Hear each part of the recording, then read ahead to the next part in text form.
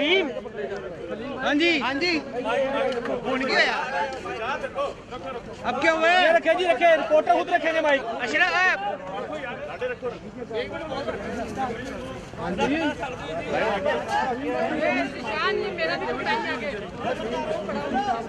रानी अभी ले वसीम ऊपर कर रानी अभी ले सब ऊपर ऊपर क्या ही ऊपर नजफ शाहिद बड़ी माइक अपना वेखी बहुत लेके जा रहे मुंडा ठीक है यार ऑडियो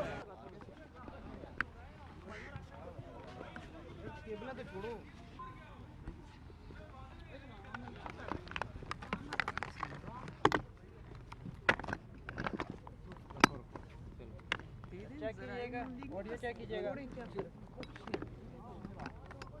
चेक कीजिए hello hello mic check hello hello mic check रख दे ओके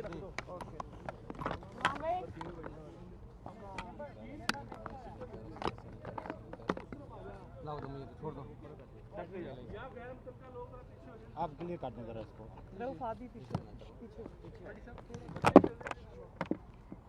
सबके पूरे लोगों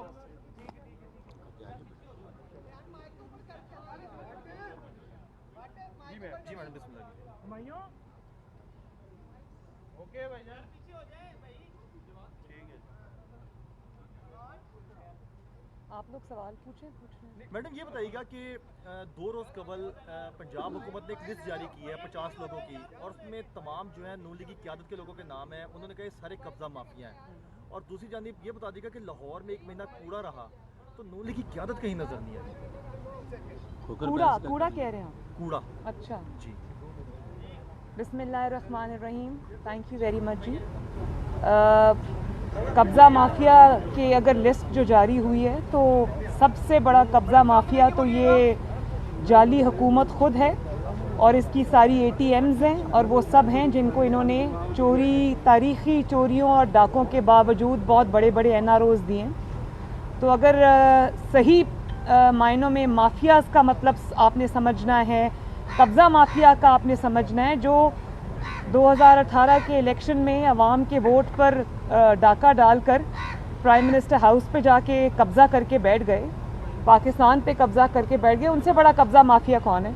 और उस दिन के बाद से पाकिस्तान की ऐसी डाउनफॉल शुरू हुई कि हर चाहे वो आटा हो, चीनी हो, LNG हो, चाहे वो PIA हो, कुछ भी हो, पाकिस्तान की गवर्नेंस हो, पाकिस्तान हर जगह पर इनकी जो गवर्नेंस है उसके बड़े बड़े फेलियर्स इनका मुंह चढ़ा रहे हैं और उसके बाद जो करप्शन के स्कैंडल्स सामने आ रहे हैं, मेरा नहीं ख्याल कि तारीख़ में कभी भी इतने बड़े बड़े स्कैंडल्स और कब्ज़ा माफिया के इतनी बड़ी बड़ी कहानियाँ मंजर आम पे आई हैं।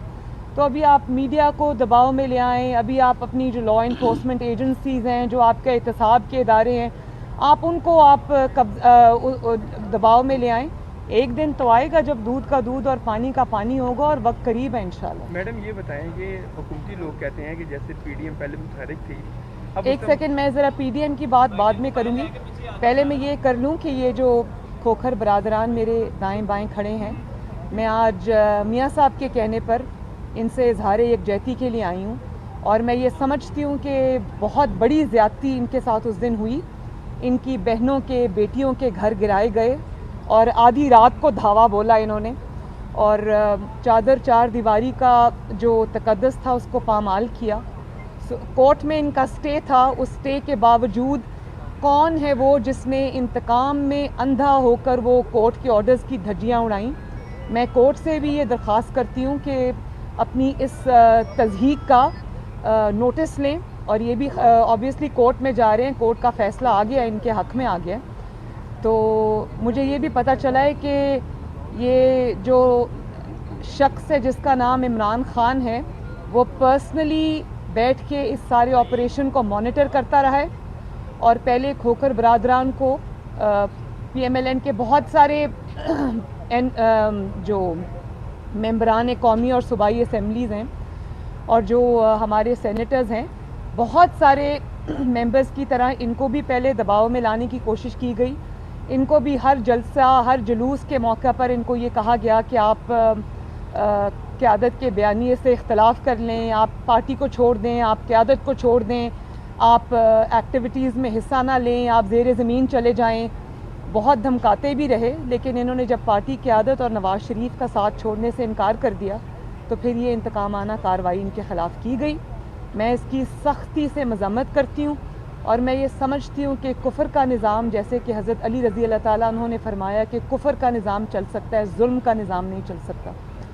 تو جو سٹینڈرڈز یہ خود آج سیٹ کر رہے ہیں, ہم نے تو برداشت کر لیے. ہماری اللہ کے فضل و کرم سے 4 سال کی جبر کے باوجود, ظلم کے باوجود, انتقام کے باوجود مسلم لیگ نون سٹینڈز یونائٹڈ. اللہ تعالیٰ کے فضل و کرم سے نواز شریف کے بیانیے پر انہوں نے لبیک کہا اور اپنی وفاداریاں تبدیل کرنے سے انکار کر دیا. مسلم لیگ کی ہسٹری کے اندر شاید یہ پہلی مرتبہ ہے کہ مسلم لیگ نے ظلم کے آگے, جبر کے آگے, حکومت وقت کے آگے جھکنے سے انکار کر دیا, ٹوٹنے سے انکار کر دیا. تو یہ تو ایک تاریخی ناکامی ہے جو عمران خان کو اور اس کے سارے حواریوں کو فیس کرنی پڑی. انشاءاللہ تعالیٰ آگے بھی ناکام ہوں گے. لیکن میں ایک اور بات بتا دوں کہ مسلم لیگ نون ایک وہ جماعت ہے جس کی جڑیں ہیں عوام کے اندر. اس میں یہ افضل کھوکھر صاحب اور سیف کھوکھر صاحب جیسے وفادار میاں صاحب کے بااعتماد ساتھی بھی ہیں, اور مسلم لیگ نون کی پورے پاکستان کے اندر بہت مضبوط جڑیں ہیں ماشاءاللہ. لیکن تحریک انصاف کا ایسا کچھ نہیں ہے, اور وہ ایک ون مین شو پارٹی ہے, اور جب وہ انسان کمزور ہوگا, ختم ہوگا, جو کہ ہمیں نظر آ رہا ہے, تو یہ پارٹی ٹوٹ کے بکھر جائے گی. مسلم لیگ نون پہ توجہ کرنے کی بجائے ذرا اپنی توجہ آپ کائنڈلی اپنی جماعت کی طرف کریں. اور یہ جو 15-16 لوگوں کا کل گروپ ہے جس نے اپنی ہی پارٹی کے اوپر تحریک وہ جو ایک عدم اعتماد کا جو انہوں نے اظہار کیا, اب اپنی پارٹی پہ توجہ دیں, کیونکہ آگے آگے جب الیکشن آ رہا ہے اور لوگوں کو نظر آ رہا ہے کہ الیکشن جنرل الیکشن آنے والا ہے, تو اس کے اندر کوئی بھی تحریک انصاف کی ٹکٹ لینے کو تیار نہیں ہوگا. تبھی آپ یہ دیکھیں گے کہ نہ یہ کوئی جلسہ کر سکتے ہیں, نہ یہ عوام کے اندر جا سکتے ہیں. جب بھی یہ ان کے وزراء اور یہ عوام کے اندر جاتے ہیں, ان کو بہت بڑے ریاکشن کا سامنا کرنا پڑتا ہے. اور آگے آگے جو حالات ان کے لیے آ رہے ہیں, اس کے لیے ان کو اپنی پارٹی پہ توجہ دینی چاہیے. مسلم لیگ نون کو چھوڑ دیں, اس میں یہ تاریخی ناکامی اور شرمندگی کا سامنا کر چکے ہیں. اللہ تعالیٰ نے کا بڑا فضل ہے, مسلم لیگ نون آج بھی پوری آب و تاب کے ساتھ کھڑی ہے. انہوں نے پوری 4 سال سے ہتھ کنڈے آزما لیے, کچھ کامیاب نہیں ہوا. انشاءاللہ تعالیٰ اب ان کی اپنی باری ہے. صاحب یہ بتا دیں کہ کھوکھر صاحب جو عدالت میں جا رہے ہیں, کیا یہ ذاتی حیثیت میں عدالت جائیں گے یا مسلم لیگ نون اس کیس کو ٹیک اپ کر رہی ہے؟ نہیں, مسلم لیگ نون تو سیاسی طور پہ اس کیس کو ٹیک اپ کرتی ہے. جو اگریوڈ پارٹی ہے, جو افیکٹڈ ہے, آبویسلی کورٹ تو وہی جائیں گے. لیکن ہماری پوری مورل سپورٹ, سیاسی سپورٹ, جماعت کی سپورٹ, لیڈرشپ کی سپورٹ ان کے ساتھ ہے. اور میرے کسی بھی رکن پر جہاں ظلم ہوگا, جہاں زیادتی ہوگی, میں چپ نہیں رہوں گی, میں ان کے ساتھ کھڑی ہوں گی. میڈم کیونکہ پی ڈی ایم کے پلیٹ فارم پہ بہت بڑے جلسے ہوئے اور حکومت اب کہتی ہے کہ پی ڈی ایم جو ہے وہ آپس میں ان کے اب جھگڑے ہو گئے ہیں. یہ حکومت کی خالی خام خیالی ہے, اور دوسری بات یہ کہ 2021 آپ سمجھتے ہیں کہ یہ الیکشن ایئر ہے. حکومت کی خام خیالی نہیں ہے, یہ حکومت کی خواہش ہے جو دم توڑتی ہوئی نظر آ رہی ہے. ظاہر ہے پی ڈی ایم ایک 10 جماعتوں کے اوپر مشتمل ایک الائنس ہے, جس میں ہر جماعت کا اپنا منشور ہے, ہر جماعت کا اپنی سوچ ہے, ہر جماعت کا اپنا ایجنڈا ہے. لیکن میں یہ سمجھتی ہوں کہ مثالی اس وقت جو ہے وہ کوآرڈینیشن ہے. ہر ایشو کو بیٹھ کے ہم ڈسکس کرتے ہیں, اور کوئی ال فیلنگ نہیں ہے, کوئی اختلاف نہیں ہے. اگر سوچ کا, رائے کا اختلاف ہوتا بھی ہے تو وہ اس کو ہم بڑے اچھے طریقے سے بیٹھ کے افہام و تفہیم کے ساتھ ڈسکس کرتے ہیں, حل کرتے ہیں. اور جہاں تک حکومت کا سوال ہے, تو حکومت کی وہ کیا کہتے ہیں نا کہ ہزاروں خواہشیں ایسی کہ ہر خواہش پہ دم نکلے. یہ ان کی خواہش تو ہو سکتی ہے کہ پی ڈی ایم میں کوئی ٹریک نظر آ جائے, یا پی ڈی ایم کے اندر کوئی ان کو تھوڑا بہت بھی جھول نظر آ جائے, لیکن انشاءاللہ تعالی حکومت کی یہ خواہش کبھی پوری نہیں ہوگی. یہ بتائیے گا کہ آپ کے جب بھی کھوکھر برادران پر برا وقت آتا ہے رانا ثناء اللہ پنجاب کی سطح پر آتے ہیں, آپ آ کر انہیں ریسکیو کرتی ہیں, ان کی بات جو ہے اعلیٰ حکام تک پہنچاتی ہیں. دیکھنے میں یہ آیا ہے کہ لاہور کی سطح پر کوئی ایسی موومنٹ جو ہے ان کے حق میں نظر نہیں آتی. یہ لوگ جو آپ کے ساتھ شانہ بشانہ کھڑے ہیں, پھر ان کے حوالے ہی لاہور کر دیں تاکہ کسی اور کو ریسکیو کرنے یہ تو پہنچ جائیں, اگر کوئی ان کو ریسکیو کرنے نہیں آ رہا. اچھی تجویز دی آپ نے, لیڈرشپ تک پہنچاتی اچھا ہوں. میڈم ایک کمیٹی بنائی گئی ہے براڈ شیٹ کے حوالے سے, جس میں براڈ شیٹ نہیں, اس کا نام ہے فراڈ شیٹ. براڈ شیٹ جو بھی ہے عظمت سعید صاحب کو بنایا گیا ہے. کیا آپ سمجھتے ہیں کہ کوئی نئی ایک جال بنایا جا رہا ہے میاں نواز شریف اور مسلم لیگ نون کے خلاف؟ نہیں, یہ جال نیا نہیں ہے, جال بہت پرانا ہے. یہ جال کے اندر بہت بڑے بڑے سوراخ ہو گئے ہیں, جس کو پھنسانے کی کوشش کرتے ہیں, یہ جال الٹ کے انہی کے اوپر آتا ہے. تو جسٹس عظمت سعید صاحب جو ہیں, ان کو کون نہیں جانتا کہ کتنی انہوں نے نیک نامی کمائی تھی جب وہ سپریم کورٹ کے سٹنگ جج تھے, اور انہوں نے جس طرح سے پرسنلی ذاتی طور پہ اثر انداز ہو کر انہوں نے جے آئی ٹی بنوائی. انہوں نے واٹس ایپ کالز کی, جس جے آئی ٹی کو بدنام زمانہ جے آئی ٹی کو آج تک واٹس ایپ زدہ جے آئی ٹی کے نام سے یاد کیا جاتا ہے, اس کے بانیوں میں ان کا نام شامل تھا. اور انہوں نے پرسنلی واٹس ایپ کالز کی, اور انہوں نے ڈفرینٹ جو محکمے تھے جہاں سے انہوں نے اپنے ممبرز لینے تھے جے آئی ٹی کے, تو انہوں نے اپنی ذاتی پسند ناپسند وہ لوگ جو ان کے زیر اثر تھے, جن کے ساتھ وہ کام کر چکے ہوئے تھے, جن کو وہ سمجھتے تھے کہ وہ ان کے من پسند فیصلے دیں گے, ان کے انفلوئنس میں ہیں, انہوں نے ذاتی طور پہ اداروں کو واٹس ایپ کالز کر کے ان کے نام جے آئی ٹی میں شامل کروائے. تو وہ جو ایک منتخب حکومت کے خلاف سازش تھی, ایک منتخب وزیر اعظم کے خلاف سازش تھی, اس میں وہ بہت بڑا اس کا حصہ تھے, اس کے کرتا دھرتا تھے.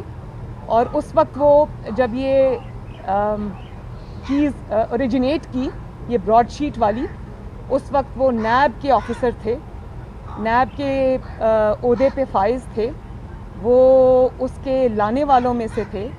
تو جو شخص اس سب چیز کا ذمہ دار ہو, جو پاکستان کے اربوں روپے جو ہیں وہ ایک فراڈ کی نظر کر دیے گئے. اور کیا نام ہے جی کل ان کا جس کا اسٹیٹمنٹ آیا تھا, نہیں فاروق اعظم صاحب, کل فاروق اعظم صاحب نے خود ہی کہہ دیا کہ ہمارے جو ساری وہ $1 ارب کا جو ایک مضحکہ خیز ایک الزام نواز شریف پر لگا تھا باقی سارے الزامات کی طرح, اس کی کلئی انہوں نے خود ہی کھول دی. انہوں نے کہا جی وہ اسپیکولیشنز پہ بیس تھا. تو اب آپ خود ہی سوچ لیں کہ انہوں نے یہ نواز شریف کو بدنام کرنے کے لیے ایک نیا اسکینڈل کھولنے کی کوشش کی تھی, لیکن الٹا وہ ان کے سر پہ پڑ گیا.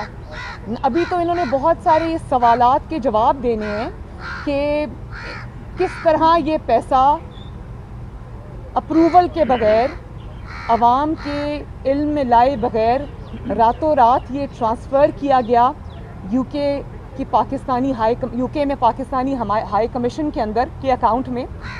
اور لنڈن کورٹ کا فیصلہ آنے سے پہلے اس کو ٹرانسفر کیا گیا.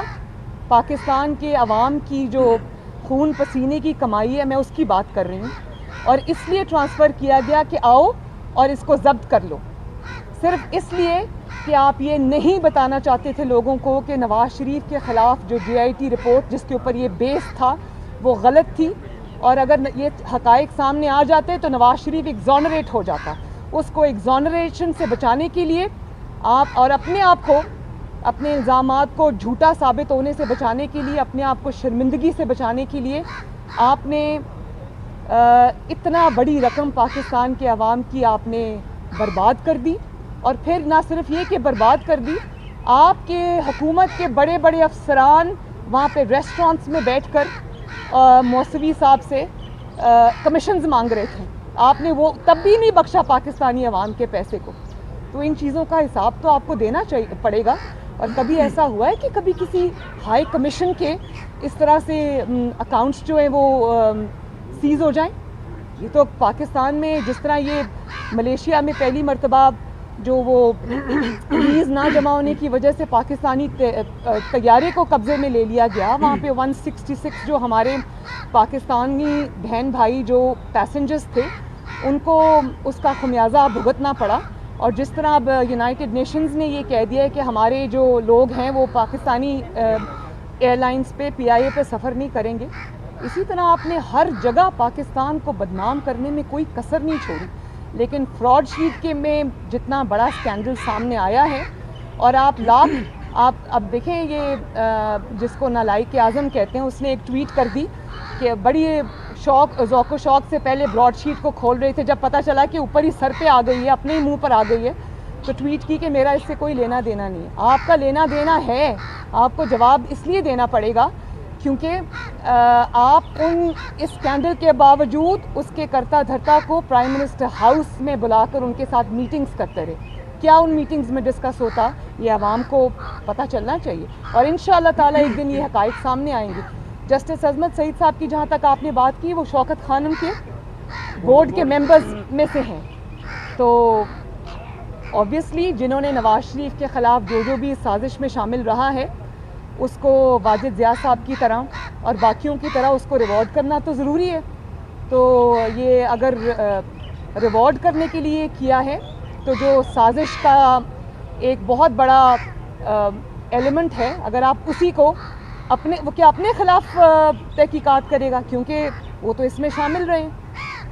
تو میرا تو خیال ہے کہ عزت سے جسٹس عظمت سعید صاحب کو اس سے ریکیوز کرنا چاہیے اپنے آپ کو، اور ان کو یہ کہنا چاہیے کہ میں کیونکہ خود اس میں انوالوڈ ہوں اس لیے آپ مجھے اسپیئر کریں، ورنہ پاکستان کی عوام کے سامنے پھر کچھ اور حقائق جو کہ اس وقت شاید ہم نہیں لا سکے سامنے، پھر وہ ہمیں لانے پڑیں گے. کس طرح جسٹس عظمت صاحب نے پرسنلی اس وقت کی جو مسلم لیگ نون کی حکومت تھی اس کے آفیسرز کو کس طرح سے پرسنلی انہوں نے بلا کے ڈرا کے دھمکانے کی کوشش کی اور کیا کیا میسیجز دیے، پھر وہ تو قوم کے سامنے چیز لانی پڑے گی.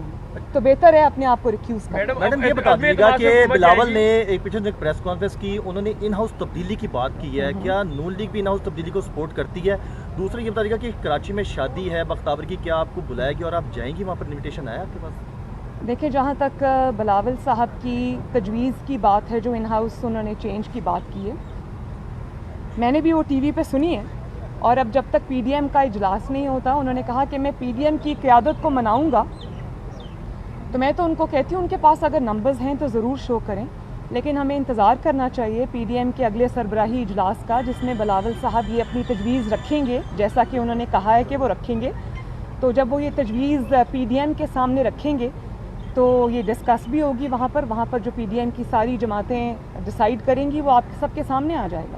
اور شادی کا انویٹیشن آیا آپ کو؟ شادی، میری نیک خواہشات، میری دعائیں بختاور بھٹو زرداری کے ساتھ ہیں. اللہ تعالیٰ ان کو اس نئے سفر میں خوشیاں دے، ان کو آباد رکھے، خوش رکھے، میری ان کے لیے نیک تمنائیں. میڈم آپ کا سوال یہ 2021 جو ہے یہ الیکشن ایئر ہے، اور جو بیوروکریسی اس وقت نون لیگ کو انتقام کا نشانہ بنا رہی ہے، کیا آپ چاہیں گے کہ ان کے خلاف ایک کمیشن بنے کہ یہ جو لوگ سرکاری افسران یوز ہو رہے ہیں آپ لوگوں کے کینڈیڈیٹس کے خلاف کارروائی ہیں؟ دیکھیں، جہاں تک بیوروکریسی کا تعلق ہے یا پولیس آفیسرز کا تعلق ہے یا انتظامیہ کا تعلق ہے، وہ جتنے وہ تنگ آئے ہوئے ہیں اس نالائق اور نااہل حکومت سے، وہ شاید ہمیں اس کا اندازہ نہیں ہے. اس کی وجہ یہ ہے کہ یہ جو تاریخی نااہلی اور نالائقی ہے، اس کا نشانہ، اس کا جو برنٹ ہے وہ ان کو بیئر کرنا پڑتا ہے.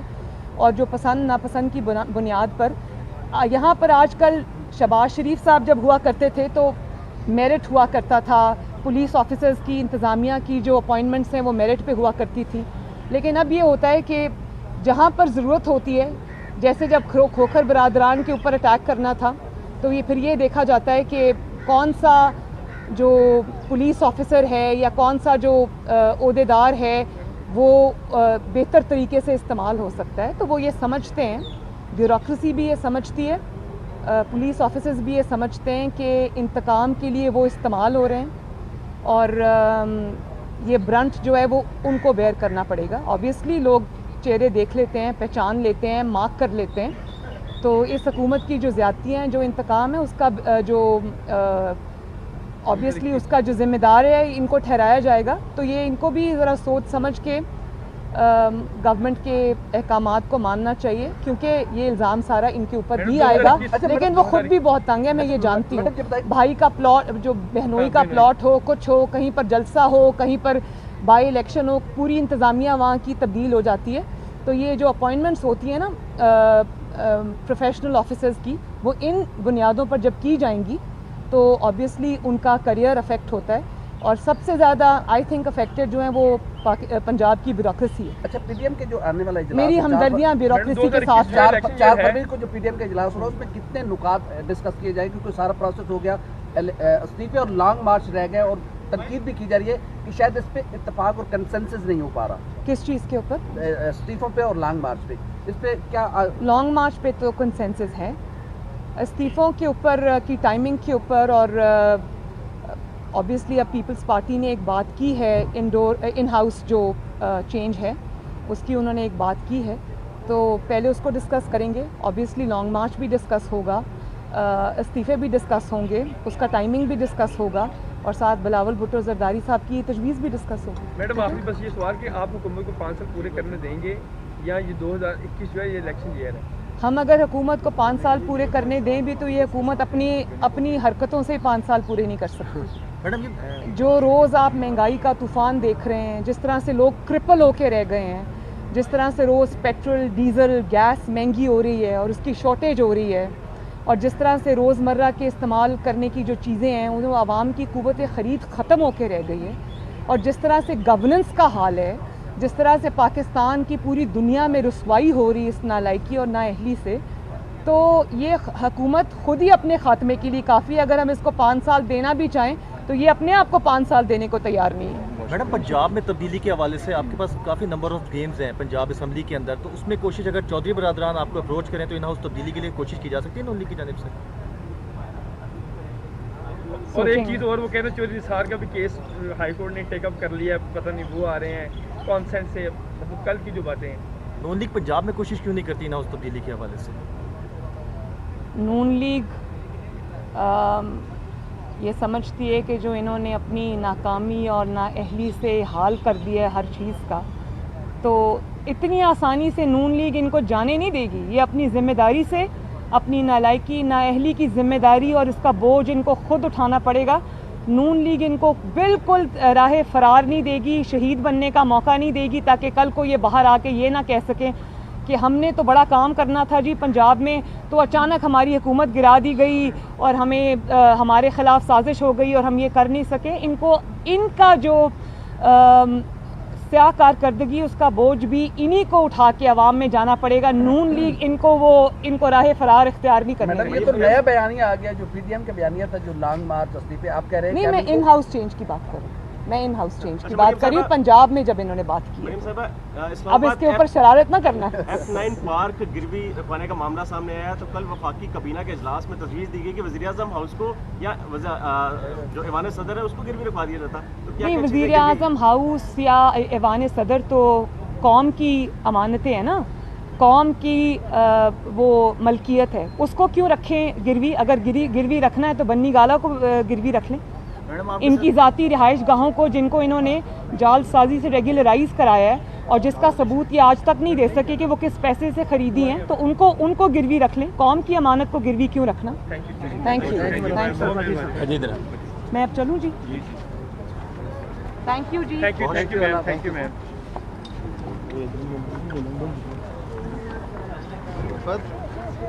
किधर चले गए? की हो रहा है? मेहरबानी।